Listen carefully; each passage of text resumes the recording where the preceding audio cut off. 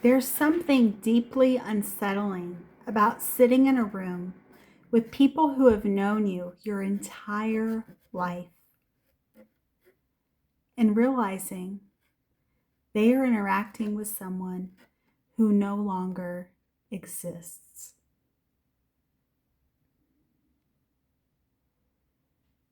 They know your name, they know your childhood, they know your mistakes, they know the role you used to play. But they don't know who you are now, the role you were assigned. Families do not operate like friendships. Friendships update. Families assign. From early childhood, symptoms form. The responsible one, the emotional one, the rebel, the golden child, the peacemaker, the problem. And once assigned, those roles become structural. The system stabilizes around them. So when you grow, you're not changing. You're disrupting structure. And systems protect structure over truth. Let that sit. Why growth feels like betrayal. Here's what most people don't realize.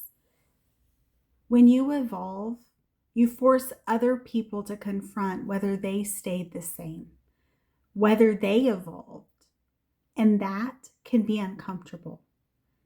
If you become more emotionally regulated, your past reactivity can't be used against you anymore. So it's a weapon in their arsenal that now is useless because you have evolved from your prior station in life. If you become articulate, you can't be dismissed as dramatic. And there is a lot of mileage in individuals who become dramatic, who become overzealous, individuals who become scattered. If you set boundaries, you can't be accessed the way you once were. Growth changes access, and loss of access often feels like rejection to those who benefited from your old role. So instead of updating their understanding of you, they downgrade your growth. You've changed. And they don't mean that kindly, as you probably are well aware.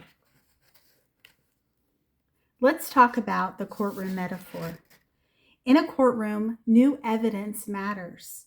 If new facts come forward, the case adjusts. If someone rehabilitates, the record reflects it. If behavior changes, the evaluation changes. That is how justice works.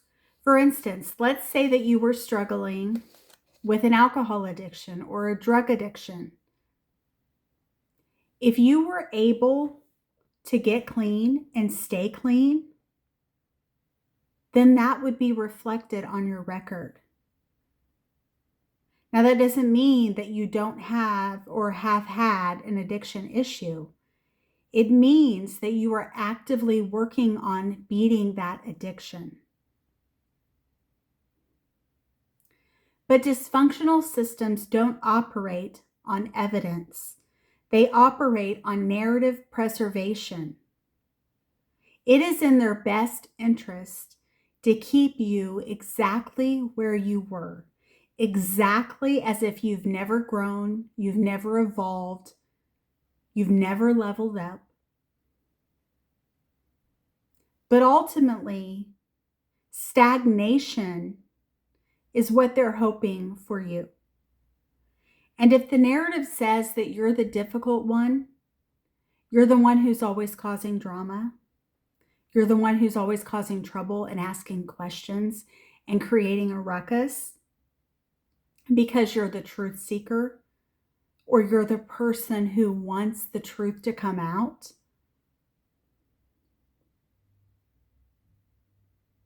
you are a thorn in their side. Your calm becomes manipulation. Your clarity becomes arrogance. Because evidence that disrupts hierarchy is inconvenient. You are no longer doing the bidding of the people who categorized you. You are no longer doing their bidding. You are no longer behaving as you've been expected to behave. You say no. You say this isn't how it works. You say, I now know that I've been manipulated most of my life.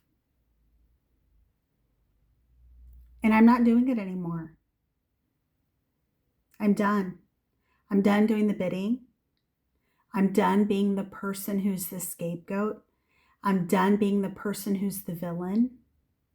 I just want truth. I don't want smoke and mirrors. I don't want games. I don't want drama. I don't want triangulation. I don't want gaslighting. I don't want manipulation. The loneliness of being misseen. Here is the quiet, painful ache that those of us who have learned to accept authenticity and truth in our lives have dealt with for a long, long time. It's not that they don't know your name. They know your name, right? They named you. They were there when you were born. It's that they stopped being curious about your mind. What's going on in your life? What are your interests? What makes you tick? What makes you happy? How have you evolved as an adult? Because you're no longer the child with pigtails or a buzz cut or whatever it may be. You've evolved just like everyone evolves. And if you're not evolving, then are you even living? We all evolve. We all change. And for people to expect us to be the same way that we were when we were 6 years old, when we were curious about butterflies, or we loved dogs, or we loved cats, or whatever. We loved Punky Brewster, right? We all evolve. And that is the beauty of our cycle of life, going through that. Curiosity is how relationships evolve. Curiosity sounds like, tell me how you see this now. What changed for you? Help me understand your growth. What perpetuated your growth? What made you decide that you wanted to evolve and that you wanted to learn more about XYZ? When curiosity dies, roles calcify, and you become a frozen character in someone else's outdated script. And that's lonely. Whether it be an old relationship that you once had who thought that you were going to be the same person, that's one thing. But to have the people who raised you, who know you, or who should know you, think that you haven't evolved from who you were when you were 6, 8, 10, 12 years old, that becomes lonely. That becomes sad. That becomes hurtful. Because you're standing there as a fully developed adult, being spoken to like a ghost from 2009. Projection returns. When systems feel destabilized, projection re-enters. Your boundaries become cold, hollow. Your independence becomes distance. Your confidence becomes attitude, or like you think that you're better than you were raised. Your confidence is just another thing to make people say, oh, well, she must think she's better than me. But projection is rarely about you. Listen to this again. Projection is rarely about you. It's about the person who is using projection as a weapon against you. It is a defense mechanism. A defense mechanism because something in you triggered something in them. And that, listen to me right now, that is not a you problem. It is a them problem. If they admit that you grew, they must confront that they have stagnated. They are in the stagnation phase. And that can be threatening, embarrassing, and humiliating.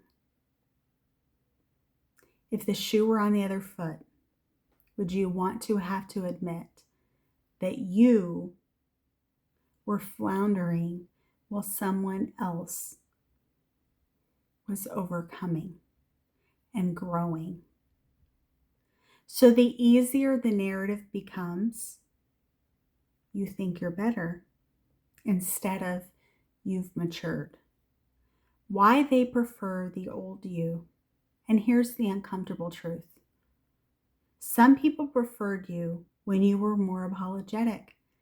Maybe you were the type of person who was a huge people pleaser and you didn't want conflict.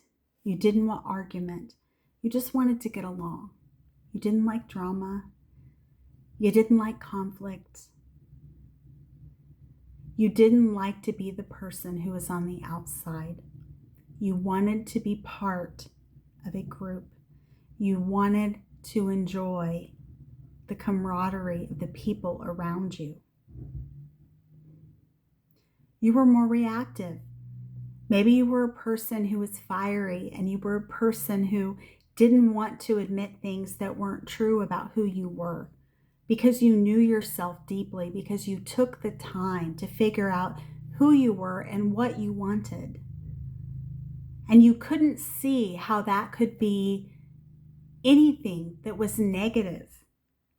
Getting to know yourself and knowing what you're capable of and what your dreams are and what you look forward to, what your strengths are and your weaknesses are, how could there be anything bad about that? And truly, is there anything negative about that? There shouldn't be. You were more accessible. You were willing to do more, to bend over backwards for those who wouldn't jump a puddle for you. You were less self-aware. You didn't realize the power that you actually had, and the power to make choices, and the power for self-sovereignty, and the power to decide what your next step was. You weren't easily influenced. You knew what meant a lot to you, and you knew what things didn't mean anything to you and that you didn't want to pursue. And that's a strength of character, to be able to stand on your own when everyone else is going the same route. That can be difficult, but it shows a strength of character many people might not have.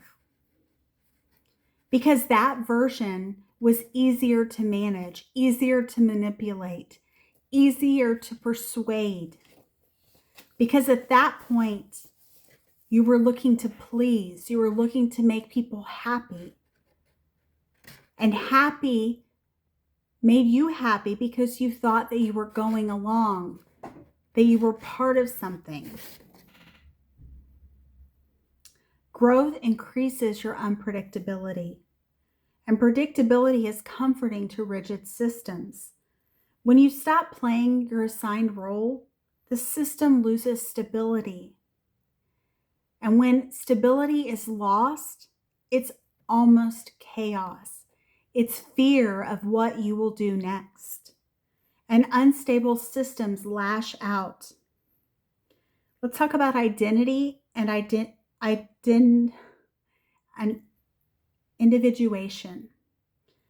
What's actually happening here is individuation. You are separating from the collective emotional identity, an identity that you wish to no longer hold the bag for, an identity that you no longer connect with because you are learning more and more about yourself and you are slowly separating and becoming the person that you're meant to be. How can that be anything but good? This is developmentally healthy, right? We all cannot do bidding for other people for the rest of our lives. We are not entitled to be in a conglomerate with a bunch of other people who decide about what we do with our lives. Our lives are our own. But in enmeshed families or codependent families, individuation feels like betrayal. You are growing too big for your britches. You are acting like you're above this family. What is wrong with you? This family raised you. This family reared you. This family gave you everything that you've ever needed or wanted. Why are you separating from us? And betrayal is a very strong word for deciding to be the master or the navigator of your own life, right? Betrayal is a little harsh, right? Betrayal is disowning your own family, right? That could be betrayal depending on certain circumstances. Lying to your family, not telling them the truth, abandoning your family when they need you, okay? But ultimately, becoming an individual is hardly a cause to call someone and accusing them of betrayal. But because the system equates closeness with sameness. So if you were in the same vicinity, you're required to be very similar to your family.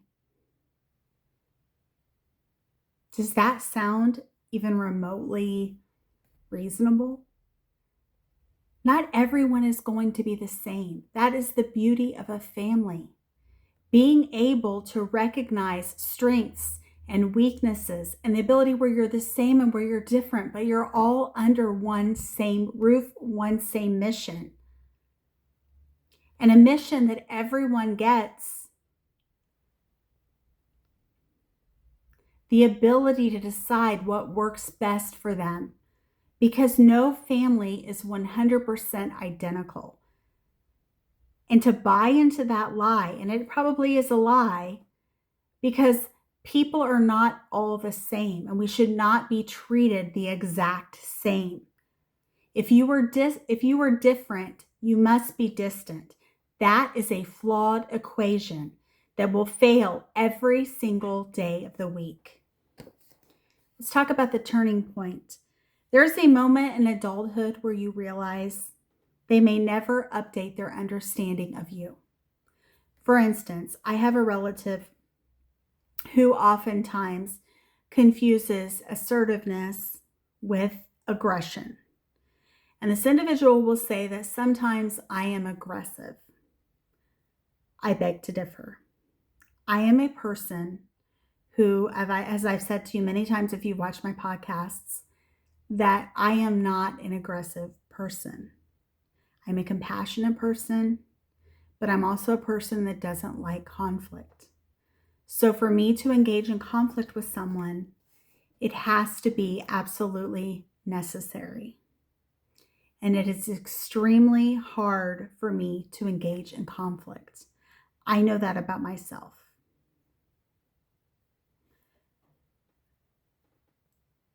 And that realization that they may never update their understanding of who you are and what you want and what your goals are and where you're going can be both devastating and freeing.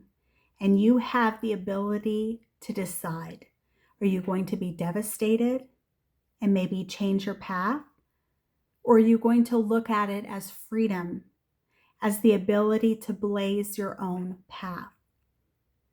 Devastating because you hoped to be known. You hoped to be recognized because you have been a member of that family unit for some time. Freeing because you don't have any obligation to continue trying to convince them of who you are. And this is the maturity threshold. When you stop defending your present self to people invested in your past identity. I'm sorry, I no longer live there anymore. I'm not that person anymore. I've grown, I've evolved, and certain interests no longer interest me anymore. And that's okay. That's the beauty of living a life. You have the ability to evolve, to level up. The authority shift. You do not need to revise their narrative in order to live your truth. You do not need their recognition to validate your growth, because you know what you've done. You know what you've done in the dark. You know what you've done in the light. You know the work that you've put into yourself to get to where you are. You do not need unanimous understanding to continue evolving. Some people only know the chapter of you that benefited them, the nice one, the one that did everything for them, the one that was the people pleaser, the one that didn't like to say no, the one who worked yourself to the bone so that you could potentially make someone happy. And if they close the book there, that does not mean your story stops. It just means they stopped reading. You were allowed to grow beyond the role that was assigned to you. You were allowed to evolve beyond the identity they froze. And you were allowed to stop arguing your present self to people committed to your past. You don't live in your past anymore. They remember who you were.